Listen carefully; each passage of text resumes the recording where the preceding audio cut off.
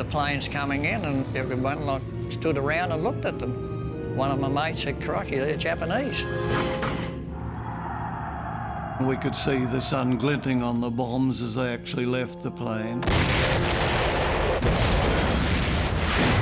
The bombing of Darwin in February 1942 is one of Australia's greatest ever disasters. The first time since European settlement that Australia is under attack on its own soil. The sea was on fire. It was full of dead bodies. We expected the Japanese to land at any time, and there's nothing to stop them whatsoever. But the day that the war came to Australia has remained a largely untold story. We didn't talk about it. We were ashamed to talk about it. And the events that unfolded in the aftermath of the bombing would be a catastrophe in itself. A breakdown in civil and military leadership would lead to desertion, looting and lawlessness. The civilian order broke down, that the defences didn't work. There was no effective warning sounded that day. The siren was out of action. It was a farce. And government cover-ups would mean that the truth stayed hidden from the Australian people for years to come. Darwin was, in substance, without law and order. What do you say to that?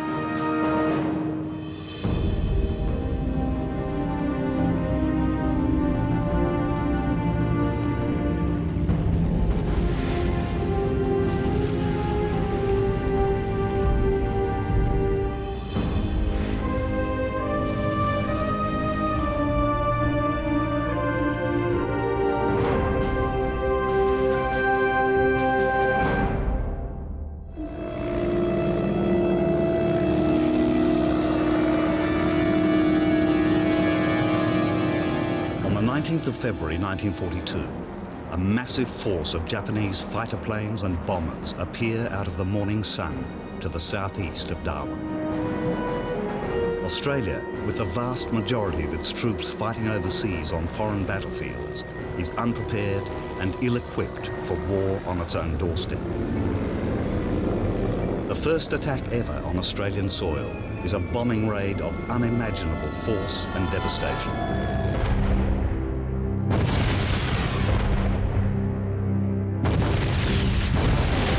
Darwin Harbour is the first target. The next bombs fall on Government House. Then the post office. The barrage of bombs spreads across the town in a wave of destruction. Just 10 weeks on from the bombing of Pearl Harbor, the full force of Japan's military might is being unleashed on the Australian mainland. More bombs dropped on Darwin than dropped on Pearl Harbor. More ships sunk. 8 ships sunk in Darwin, 4 ships sunk in Pearl Harbor. They'd come off the same aircraft carriers that had attacked Pearl Harbor. They were the same pilots, they were the same aircraft. This was the force that hit Pearl Harbor. And these guys knew what they were doing.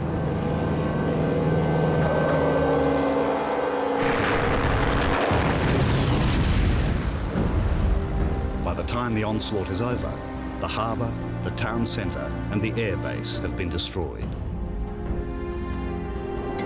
And more than 250 lives have been lost. Yet despite the extent of the disaster, the true story behind the bombing of Darwin has remained a buried chapter in Australia's history. At the onset of the Second World War, the port town of Darwin was little more than a dusty outpost at the far edge of the continent. Well, it's always been a frontier town. It's always been a wild town, you know. It was a beer drinking and a bit lawless. Now, the Don Hotel, you didn't go near there because it was called the Blood House. There are fights there every day of the week. Either there would be someone thrown out or someone's going back in for more. It was a pretty rough town. Men would come out and piss in the gutter. Someone let loose with a 303 because there's bullet holes in the back wall. Exhibit A. Those living the rough and tumble Darwin lifestyle were anything but prepared for a highly disciplined and well-drilled enemy that was on its way south, rapidly expanding its empire across Asia. For Japan, the war had begun back in 1937 with an invasion of China. Now, this was quite a sort of solid little war, and it meant that the Japanese were battle-trained and battle-hardened. The Pacific War was really instigated in some ways by the Americans, because they became worried about expansion in China, Japanese expansion, and they cut off the flow of oil. Japan got 90% of its oil from America. So the Japanese were absolutely in desperate trouble, and they took a fairly straightforward decision. They said, if we can't buy oil in the ordinary way, we'll have to go out and get it. And the nearest place to get it was Java. But to achieve this, the Japanese would first have to knock out the powerful American Pacific Fleet, which was based at Pearl Harbor.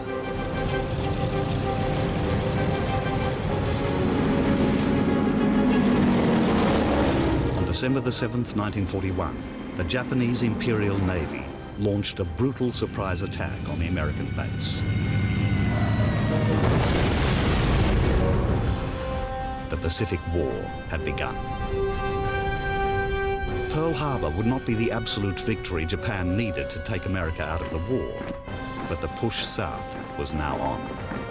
The Japanese advance just was terrifying for Australians, because, I mean, you only had to draw a line, put an arrowhead on it, and you could see where they were headed for.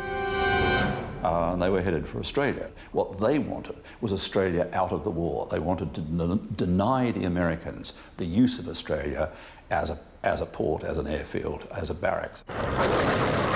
Australia had been fighting war in Europe and the Middle East since 1939. But with nearly all of its fighting resources on the other side of the world, Australia's own defences were seriously lacking. Australia's entire history of military involvement is that it fought overseas. We didn't do wars at home in those days. Australia as a whole suddenly realised, yes, the Japanese are right on our doorstep and we've got no defence. Suddenly, for the first time in its history, Darwin was a place of national importance, the front line of Australia's defence. But remote and isolated Darwin was nowhere near equipped for that task. The Darwin of 1942 did not have a parliament or any elected ministers. The federal government treated the Northern Territory like a colony, having its affairs overseen by an appointed administrator. His name was Aubrey Abbott. Aubrey Abbott was a sort of a pretty right-wing, aloof figure. He didn't mix well. He regarded the people of Darwin as riffraff, by and large. So the people of Darwin reciprocated by not liking him much. His weakness, I think, was that he would not act without Canberra's approval. As early as the last day of December 1941, he'd telegraphed south to his masters in Canberra, asking for full powers under the emergency regulations. And he didn't get it. They dithered. Abbott's indecisiveness and his poor relationship with the townsfolk meant that preparations for a Japanese attack were slapdash at best. His most decisive action was the decision to get people out of town. The full cabinet today directed the War Cabinet to gazette the necessary regulations. On the 12th of December 1941, Prime Minister John Curtin ordered that, with the exception of nurses and essential staff, all women and children were to be evacuated from Darwin. Despite the looming Japanese threat, not everyone was keen to go. My mother decided she was definitely not leaving. Mum and the two sisters, they all got ready, but my brother Bob and myself, we took off. There was a knock on the door, and there was this huge army policeman, MP, and he said, I've come to take Mrs. Secret down to the ship. And she said, well, I'm not going. And he said, yes, you are, and if you don't leave, in 5 minutes, I'm putting you over my shoulder and I'm carrying you down there. So we put my little sister in the pram, a pusher. My brother and I had a string bag each, hanging onto each side of the pusher, and we roared down to the wharf. The ship went without us, much to our delight. We didn't want to go. I don't suppose the authorities knew what to do with us. Aboriginals, we weren't considered to be part of the population at that time. A lot of women were told that they were going to be sent away, so they ran into the bush and wouldn't come out. The ones from the Catholic missions, or who had been brought up on the Catholic missions, like my mother and her twin sister, they stayed around the nuns and the priests because that was what they knew best. Although the civilians had been evacuated, it was still assumed that the Japanese army would be repelled at Singapore, the Allied stronghold, considered impregnable.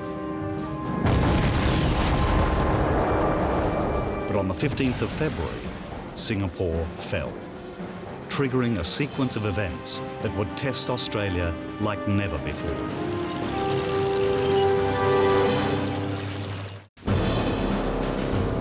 From Pearl Harbor to Singapore, the Japanese war machine had swept aside everything in its path in just 10 short weeks. Darwin stood next in line, its security in the hands of armed forces sadly lacking in firepower and resources. There were 18 anti-aircraft sites around Darwin. They'd all been prepared, they were manned, except they hadn't been allowed to practice. Most of them fired a shot for the first time in their lives when the Japanese arrived. They had no practice because it might have upset the townspeople, some people had said. And for the Navy, we had only the corvettes. The corvettes were certainly not offensive ships. They were mine layers, basically, or mine sweepers, and escort ships. So really no offensive capacity at all. The RWII has nothing. The RWII has 5 Wirraways, which are in fact trainers with a couple of machine guns strapped onto them. They are all unserviceable. None of them takes off, they're all on the ground. For the men at the front line of the nation's defence, the situation looked grim. I didn't have a weapon, didn't have a rifle, didn't have anything at all. We only had one 4.7 Mark 16. We had no ammunition. I suppose we were supposed to say bang or something like that. We were heavily armed with 6 World War I rifles and about 20 rounds of ammunition and a magazine which held about 5 bullets, and they were all locked in the wardroom. Live ammunition, what was that? We didn't see live ammunition until the day we went into action. It was rather weird, really, because nobody knew what the sound of a gun being fired sounded like. Because there's only 1 rifle issued amongst 5 men with us, and 5 rounds of ammunition. So we're well and truly armed for an invasion.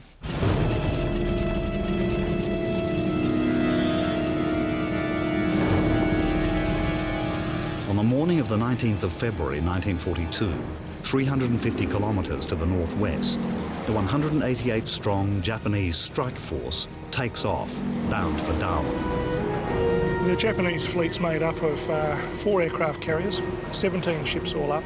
The fleet turns into the wind and starts launching its aircraft.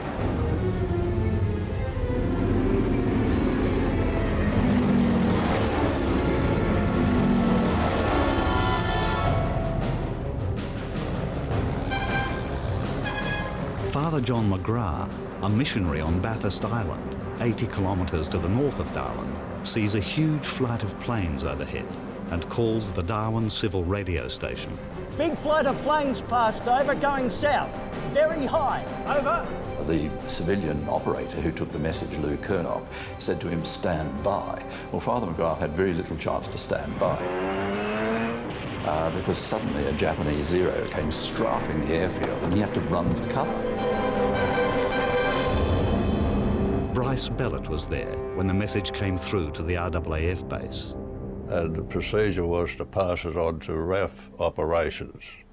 It was taken by P.O. Saxton, and he advised the chap in charge of operations room, who went downstairs to see the CO. Earlier that morning, a group of 10 American Kitty Hawks had taken off, bound for Indonesia. But a weather warning en route had made them turn back for Darwin. Because they were confusing it with returning Kitty Hawks, they decided not to ring the alarm. Now, what should have happened is RWF Operations receives the warning. It informs the Joint Command. They are meant to get onto the air raid sirens and tell the air raid wardens to sound the sirens. People are then meant to hear the sirens and get into their slit trenches. Boats in the harbour are meant to start their engines and be ready to take evasive action. None of this happened. Nothing.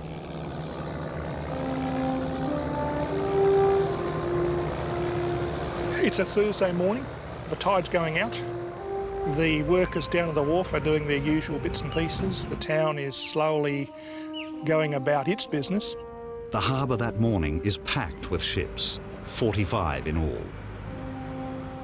Dorothy Fox's father was working on the wharf. On the day, Uncle Edward, for some reason, couldn't go to work.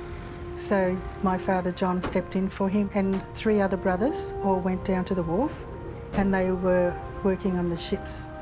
My father was on the Neptuna, which was taken over as a munitions ship. Just before 10 o'clock, the wharfies break for smoko and gather at their recreation hut. Unknown to them and everyone else in the harbour, the strike force is rapidly approaching. They circled to the south and to the east of Darwin. They crossed the coast well east of Darwin, and they made a big circle. So they're attacking Darwin from the south and east. That's the last direction you would expect enemy aircraft to come from. We saw these planes, masses of planes. One of us yelled out, "Oh, the Americans have arrived." And I heard this noise, looked up, and here's the Yanks coming, hundreds of Yanks. And started to count how many there were, and then one of my mates said, "Crikey, they're Japanese." The first of the attackers to descend on Darwin is the group of 9 Zeros that had broken off from the main force at Bathurst Island. A rotten little come over, started stuffing us. Oh, I tell you what, me mate was singing out for his mum. I couldn't sing it, I was too scared. And the 9 Zeros arrive and they see the 10 Kitty Hawks that are landing, refuelling, taking off and so on. And as good fighter pilots do, they set about the enemy and they shoot them down in rapid succession.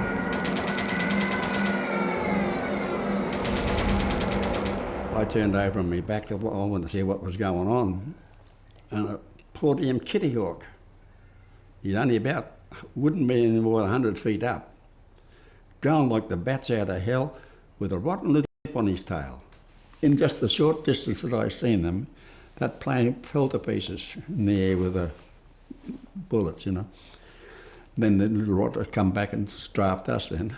There's almost no aerial defence of Darwin left. So then the field is wide open for the bombers to start coming in and laying their bombs. First attack comes from the high-flying Cates. These are single-engine aircraft, 3-man crew, and they carry quite heavy bombs. As they were coming out of the sun, we could see the sun glinting on the bombs as they actually left the plane. So the first bombs to hit Australian waters would have been at the Darwin Harbour and, of course, the wharf. My father was on the Neptuna. Where he was standing was where the plane hit, or the bomb hit, and nothing was ever found.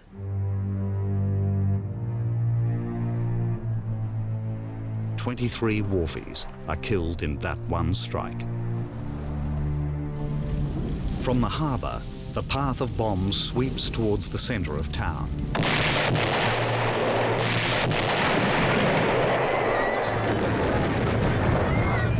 Darwin is now under attack, but it's only as the bombs begin raining down that the air raid sirens begin to sound their warning. The first bomb fell about 2 minutes to 10, and just as it fell, the air raid siren went.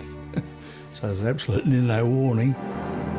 One of the first places to come under fire is the residence of the Chief Administrator, Aubrey Abbott. Along with his wife and staff, he makes it to shelter moments before a bomb hits.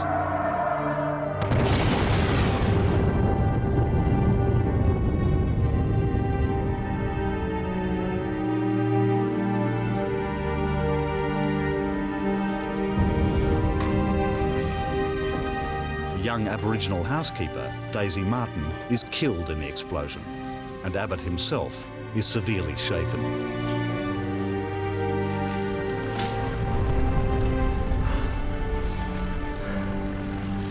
At the post office, Jack Burks joins the rest of the staff in a rush for the door. I started to go and then went back and locked my 2 money order drawers. And I think probably I was the last one out. As I went out, I saw the postmaster with the telephonist taking them into his shelter.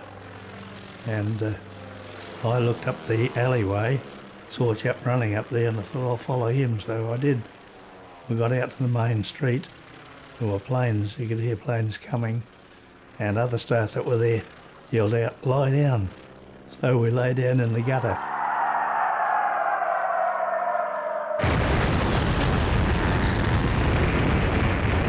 The post office, they had the best air raid shelter in Darwin, the post office. Everybody knew theirs was the best. They dug a quite deep slit trench.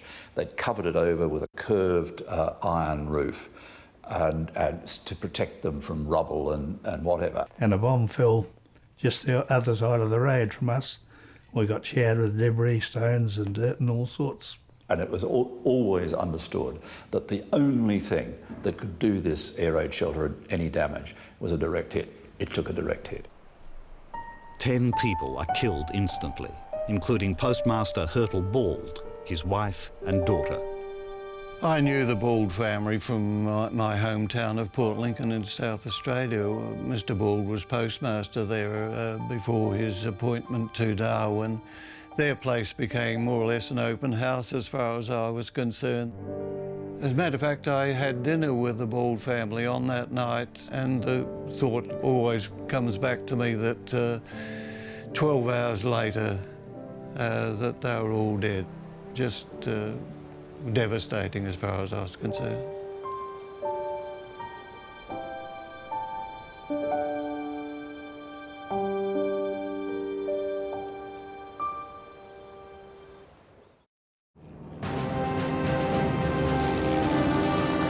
The first wave of high-level Japanese bombers has left a trail of devastation across a wide area of Darwin.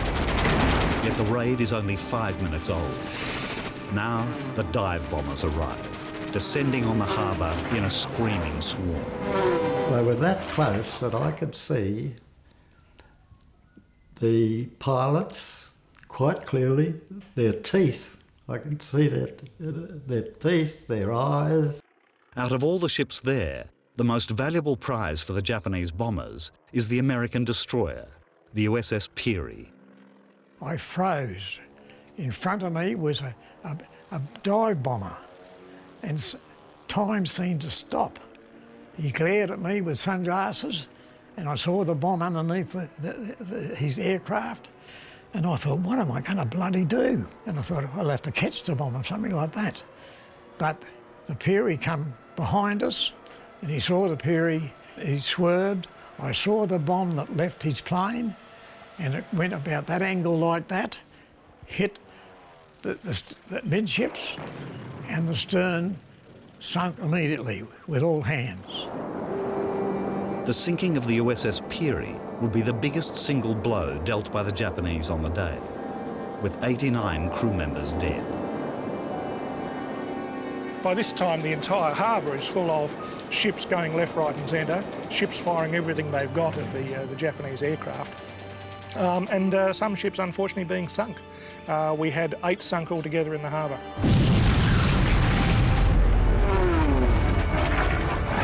While the assault continues in the harbour, up above on the cliff tops, the anti-aircraft guns are providing the town's only real defence. My position in the first raid on the 19th of February was number 5 fire on number 1 gun. Number 1 gun was the closest gun to the cliff edge. We were firing the guns as fast as we could get the shells away. We were lucky enough to hit a dive bomber, which went straight into the sea. I do believe that he ran into our shell rather than a shell ran into him because we were firing indiscriminately. The RAAF base is next to come under fire. Stationed on the edge of the base is the 2nd Heavy Anti-Aircraft Battery. The alarm was sounded and the gunners went to the guns. They started firing, but of course, having no training, they weren't very effective at all. They're either below or behind the targets all the time. Both the battery commanders worked it out that the shells that we had were never calibrated for tropical conditions. With such little resistance, the airbase becomes an easy target. We're looking out through a window which is just behind the receiver, and we witnessed 12 and 13 squadron hangars go up, and we saw quite a few Lockheed Hudsons shot up. Some of them were bombed up. I've got to say, it was a pretty dangerous place to be. There were some tremendous acts of valour on the day. Gunner Darky Hudson, who was manning a Lewis gun, not getting a decent angle on it. He was in the showers. Ran out with his boots and towel on and his helmet, as you had to have on, and takes up his Lewis gun and tried to get a decent shot at aircraft and failed. The towel dropped off him and he was just stark naked, just apart from a tin hat and a pair of boots. But he still carried on firing all the time. And finally he pours fire into what was a passing bomber, and it looks like he and several others managed to bring it down between them. And we often used to say to Darky, you know, well, come on Darky, let's tell us the real truth now. Did you actually shoot it down? Or was it the fact that you're standing there stark naked in all your glory that the Japanese pilot looked over the side of the plane and just died of fright? As the airfield takes a pounding, the carnage continues out on the water. So Darwin Harbour is now on fire. Just picture the scene. There's black smoke everywhere, howling dive bombers, strafing Zeros, and guys in burning water, just because burning water is better than sinking ship. So they've taken their chances by just diving over the side and hoping for the best. The most unfortunate aspect of the maritime side of things, I suppose, is the loss of the Neptuna. She's a ship alongside the wharf and she has 200 depth charges on board. She was hit and caught fire. Guy Day-Lewis was on the wharf waiting to collect supplies when the Neptuna was first hit. Well, the situation was we had the Neptuna on fire, loaded with ammunition. We couldn't go that way.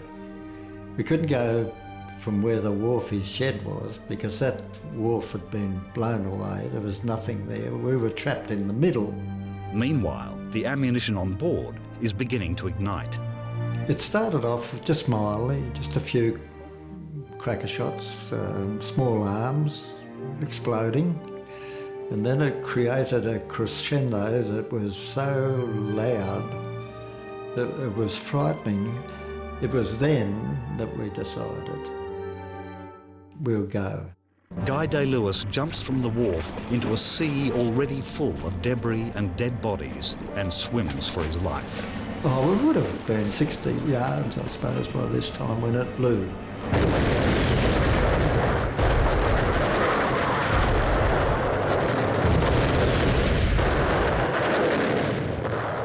Ron Carter's ship was only 100 metres away. It blew us all off our feet. Fortunately, the Neptuna leant over that way and all the crap went right over the harbour, miles inland. Man, did she go. And I got blown off my bike with a concussion. Luckily I did, because just above my head there was a pile of that round stuck in the bank just above my head from the main jetty. Oh, I was lucky. And in the midst of all this, a bit of a rescue operation begins, but it's so makeshift. The Menunda lowered her lifeboats and sent the lifeboats out into the burning water to pick up sailors. There were guys in rowboats rowing into the oil and the muck just to see who they could rescue. Having made a lucky escape himself, Guy Day-Lewis joins in the rescue of the injured sailors still caught in the water. They were covered in this thick oil. We took them ashore and tried to hand them over to somebody, I don't know who we did. But we got them out of the water, that was the main thing. They were shocking. I mean, there was skin hanging off them like tissue paper. Off their arms, off their chest, they had no clothes on. Boiled. When we were coming in to rescue, the sea was on fire, and this bloke jumped overboard from the wharf into a burning sea. We couldn't rescue him because he was too far away from us, and we couldn't manoeuvre. He got burnt alive anyway. I get the heebie-jeebies to think about it. After 40 minutes of continuous bombing, the onslaught is finally over. The last Japanese plane turns away from Darwin and the all clear is sounded. For the first time in its history, Australia has felt the full brunt of war on its own shore. Left behind is a massive trail of death and destruction. Fires burning, there were still terrible problems on the harbour with burning oil and so on. But the civilian population was at that point not in any kind of mess. The Japanese came back. It is now just before midday. Battered and shaken by the first bombing blitz, Darwin has barely had any time to recover when the sky is full again with enemy planes. Second raid was a different affair. It was obviously timed to take place carefully after the first one had cleared itself away, but it was land-based bombers from the Celebes. These were heavy twin-engine bombers with bigger, stronger bombs. Now, they basically headed for the RWII field. They weren't interested anymore in the harbour, they weren't interested in the town. They were only interested in taking the RWII field out of the war. They came in 3 lots of 9s in a wave of 27 at a time, as though they were having a flyby. We went back to our trenches and some fairly high explosive stuff came down from that. You could hear the bombs whistling across us, and they say if you can hear them whistling, you're not going to get hit. So something like 6,500 kilos of military-grade high explosive is going off more or less simultaneously. The noise was so strong. The trench was moving. The trench was, there's another one, and it would move the earth. The second raid lasts 20 minutes. Darwin has now received 2 brutal assaults in the space of 2.5 hours. The town is left in a state of shock. You've got a scene of complete chaos in the town, with people not knowing where to go or what to do. There are now hundreds of casualties, a town in ruins, and the fear of an impending Japanese invasion. Darwin is in need of leadership. Basically, what you have to do in all these circumstances, you have to get an iron grip on the town. It did not happen. The man expected to take charge of the situation is Chief Administrator Aubrey Abbott. Abbott didn't know what he should do. He would assume the military would take over. The military didn't actually take over until the 23rd. And Major General Blake didn't know what to do either. Aubrey Abbott, the administrator, who was the prime candidate to get a grip on the town, focused on the fact that maybe there'd be looting, and in particular he didn't want the fine china and glassware and silverware of Government House to be lifted, nor in particular did he want the wines in his wine cellar to be stolen. And so it focused on securing all the valuables in Government House. There were 15 policemen in Darwin at that time, and at one point 4 of those 15 policemen were doing what amounted to domestic stuff for Aubrey Abbott, in the worst emergency Darwin's ever had. If we just now, let's stand back and look at the situation in Darwin. The boss, the administrator, Aubrey Abbott, is hard at work sorting out his wine cellar and his cups and saucers. The result was just anarchy in the town. There was nobody in charge. It was chaotic. It was just out of control.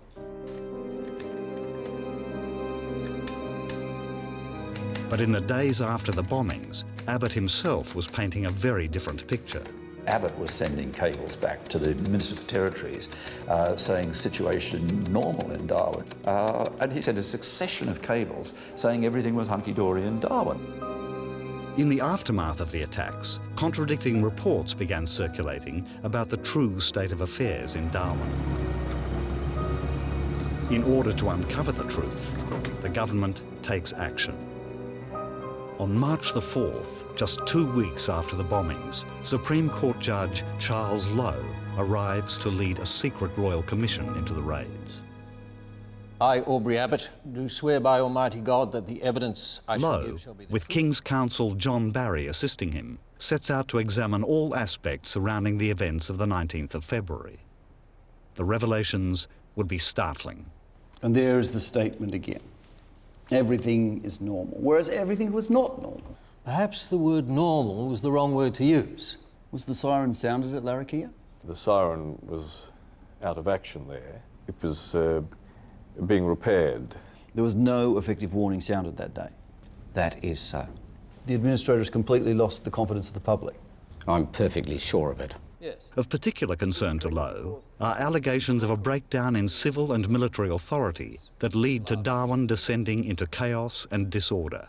The suggestion is that at a time when the administrator's duty was to concern himself with the physical welfare of the people of Darwin, you were more concerned with the salvaging of property from Government House. I have concerned myself with the welfare of the people remaining in Darwin. I arranged they should be fed and that a kitchen should be started. You will agree that an example should be set by responsible people to the citizens of Darwin so as to restore confidence. I do not think my actions militated against that. The inquiry would learn that the second raid had indeed shattered the confidence of the town, and that the events that unfolded on the afternoon of the bombings would leave Darwin in disarray. The brutality of that raid was very marked. And the fact that it happened so quickly after the first raid, that turned the mood in the town. Expecting further raids and fearing an invasion is imminent, confusion begins to reign amongst the civilian population. The most sensible thing to do when people are shooting at you is to get out of the way. So that was precisely what they set about doing. And the nearest place that they could get to was Adelaide River, so they all headed for Adelaide River. In what has become known as the Adelaide River Stakes, the citizens of Darwin hit the road, heading for the township of Adelaide River, 120 kilometres to the south. Do you think that any steps might have been taken on the 19th which were not taken, and which might, in the event of any future raids, prevent a stampede of the civilian population such as occurred? No.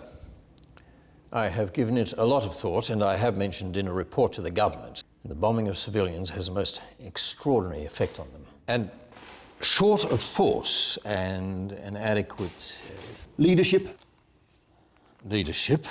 I do not know what steps can be taken where you have such a small staff as the administration had to deal with the position. You know, did Darwin panic? Well, I think that people disappearing down the Adelaide River Road, people not knowing whom to listen to and what to do. I think that the conditions in Darwin, if they didn't meet all the criteria for panic, they were pretty close to it.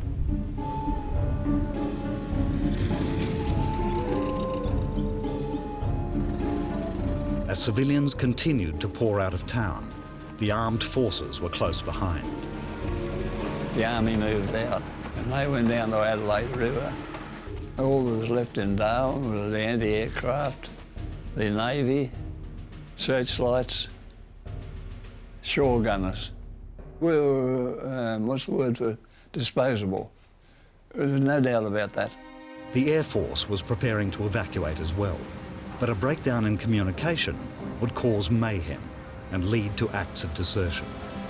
Now, the RAAF base had taken a real beating. Confusion seems to have reigned. I mean, nobody got a proper grip on the RAAF base.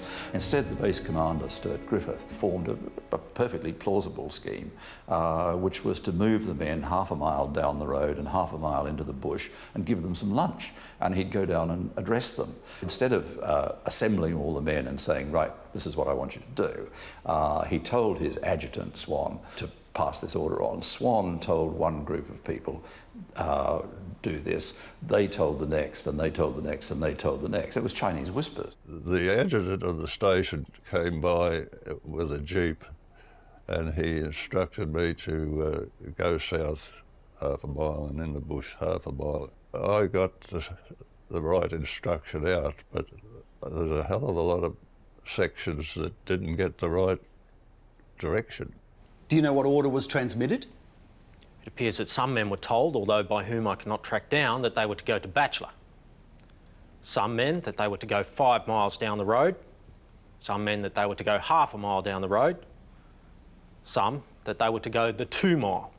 An officer came along and saw us, said, there's orders out that would you go south for 1 mile and east for 1 mile, and supplies will be brought down there to you.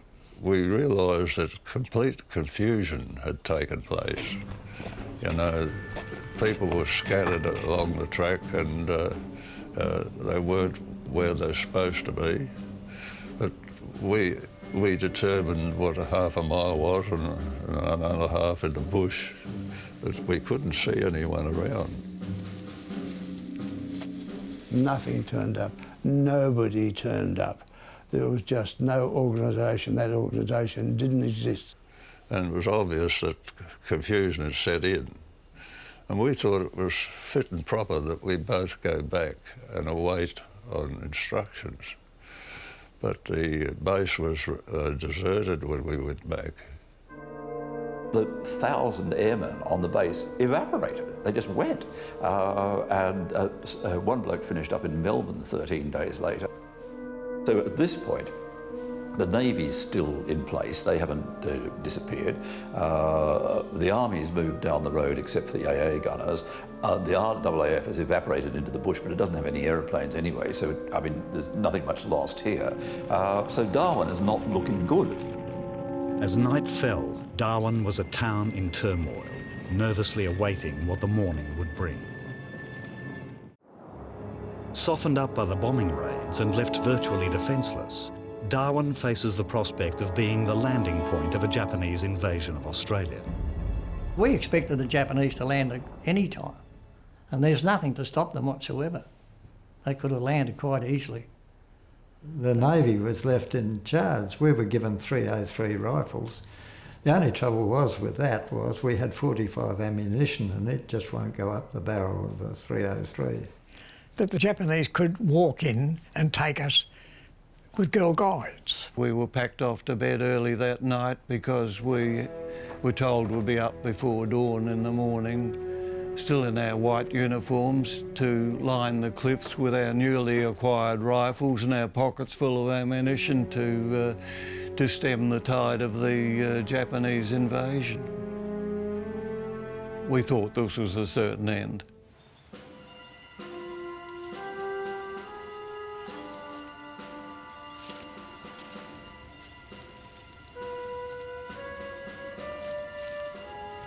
We waited for the dawn, but fortunately when the sun came up there was no sign of troop ships or other form of invasion, so we were mightily relieved. The Japanese troops hadn't landed, but Darwin was still about to fall under the command of a hostile force, its own military police, the Provo Corps. They begin to dish out their unique brand of law and order. And at this point, one of the military police, a guy called MacArthur Onslow, takes it upon himself. He charges into the civil police station, brandishing a pistol and saying, Darwin's under martial law. I think it was on the afternoon of the air raid when Sergeant Major MacArthur Onslow came to the police station and told us martial law was declared. He said, "We are tops and you will take orders from us." He was brandishing a revolver at the time.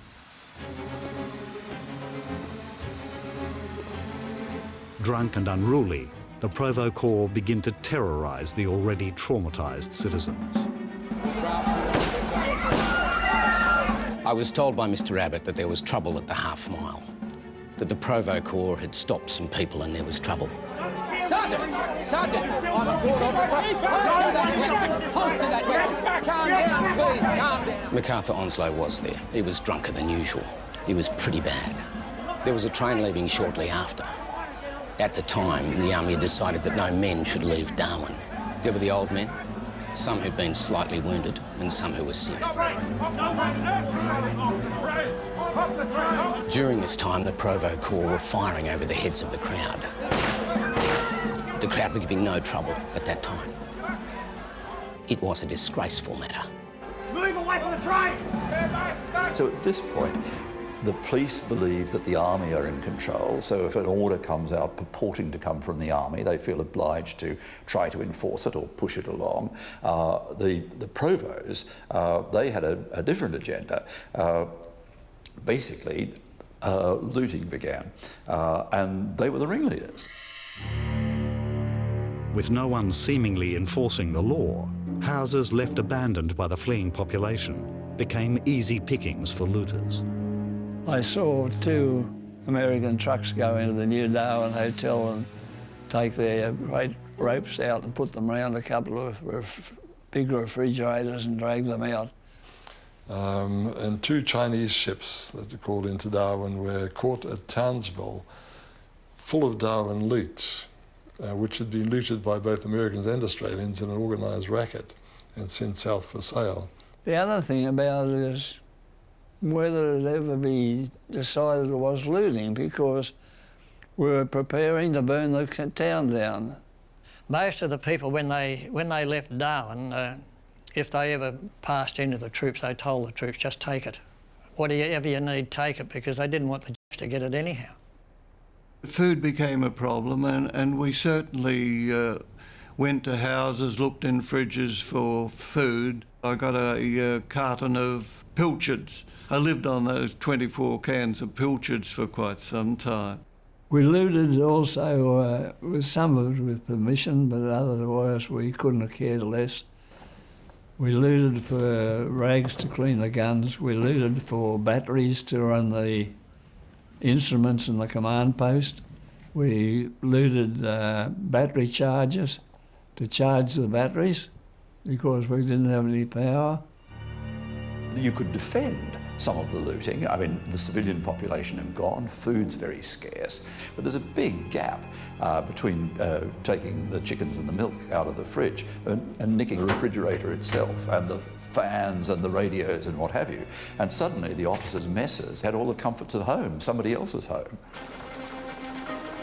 When news reports eventually reach the wider world, they don't reflect the true state of affairs in Darwin. The death toll and scale of the destruction are greatly understated. Reports like these will lead to accusations of a government cover-up to hide the true extent of the Darwin disaster. Casualties in the Japanese raids against Darwin on February the 19th arrive in Sydney aboard the newly equipped Red Cross train. They've been through the mill, but there isn't a drooping tail on the train. Well, all I gotta say is Darwin has shown Aussie how to take it. Let us all show the how we can dish it out. That's the spirit. Even badly hurt men were completely cheerful. The first Australians to be wounded on their own soil by enemy action are pretty sore about it. In the phrase of their Prime Minister, they are fighting mad. By suppressing the facts, Curtin will be accused of lying to the Australian public. Now, insofar as the supposed cover-up by the Australian government of what happened in Darwin, we've got to look at what actually happened. And ironically, it was Darwin that was the trigger for it all. Not the raid, but the raid that never happened. On January the 4th, 1942, almost 7 weeks before the real Darwin raid, several newspapers published false stories of a bombing attack on Darwin. Their information came from enemy propaganda broadcasts. The government was horrified. The chief censor stepped in and said that newspapers were in future not to carry reports from enemy sources. And then that morphed again until it became the only thing you can report is what we tell you. Now, Curtin, there's clear evidence that Curtin wanted to tell the truth. We've got telex messages passing from Curtin's office to the Ministry of Defence. In view of the stories being circulated by evacuees from Darwin, which suggest a very large death toll, the Prime Minister desires to release an official and authoritative statement showing the numbers killed and injured, both service and civilian. And the Chiefs of Staff came back like lightning, saying it would not be in the national interest to tell the truth. Now, I suspect that not in the national interest meant not in the interest of the Chiefs of Staff. These developments would play a significant role in the way information about the real bombing of Darwin and the events that followed would be relayed to the Australian people. Nobody knew because we weren't allowed to talk about it. We weren't allowed to write letters, even under censorship, for 3 months. We finally got a letter from my father, which was a huge excitement. And my mother opened the envelope and it came out in strips like confetti. And the censors had actually cut the letter into shreds, removing any indication of anything that was going on in Darwin. With the nation being handed an incomplete story, it would be left to Charles Lowe to give the definitive account in his final report. The delay in giving the general warning was fraught with disaster. There is much in the evidence which suggests that a warning of 20 minutes or even of 15 minutes might have enabled vessels in the harbour to get underway and move, and to have had a far better opportunity of avoiding the enemy attack. Had there been effective leadership at that stage, I think that normal conditions might very rapidly have been attained. But leadership was conspicuously lacking. Lowe turned in a very fine report, and he singled out only 2 people. I mean, it described Sturt Griffith's order to send the men half a mile down the road and half a mile into the bush, which went wrong with Chinese whispers. He described that as unfortunate. Well, it was certainly unfortunate, but it's rather temperate language. And he did say that he felt that if there had been proper leadership after the raid, then the bad developments need not have taken place. And at that he was pointing the finger at Aubrey Abbott. However, the Lowe report would not be published until October 1945, 3 years after the events. And the bombing of Darwin would remain a largely untold story in Australia's history. And I suppose we didn't talk too much about what happened. It wasn't one of those things you carried on a conversation about what you'd been through. You kept it yourself. We didn't talk about it. We were ashamed to talk about it. That's the word. The phrase that keeps coming back is Day of Shame. Well, I don't buy that, because the Day of Shame is all about the Adelaide River Stakes, the civilian population shot through. Well, that's what civilians do. So I don't see any shame in that. And there were brave performances. There was enormous courage from the gunners who kept firing and firing. The people on the harbour are just beyond praise. These are people in rowboats going through burning oil, picking up the wounded out of the harbour. I mean, there were enormous acts of courage. So Day of Shame, no. You are here on the spot where the Japanese bombed us, where for the first time in our history, we were attacked by an enemy who brought the war to us. And suddenly, you're fighting for your life in the streets of Darwin. Darwin would experience a total of 64 air raids over the next 2 years, but nothing of the scale of the 19th of February, 1942. Eventually, we were recognised by the government when they gave us the 3945 star in 1995. So we waited 43 years before we were recognised as having been in action at all. I don't think people quite realised the nature of dive bombing and the terror that this causes when you have dive bombers coming down from thousands of feet directly at the ship. I think it was, for a young fellow, it was pretty traumatic. I don't think about it except when I see it on television or something reminds me, and then I get a bit. There's a Coral Sea, there was a Pearl Harbour, you name them, all got names, Tobruk, etc., etc. There's no name given to Darwin, and it was a battle. There's no exaggeration when I say that, and yet Australia knows nothing about it.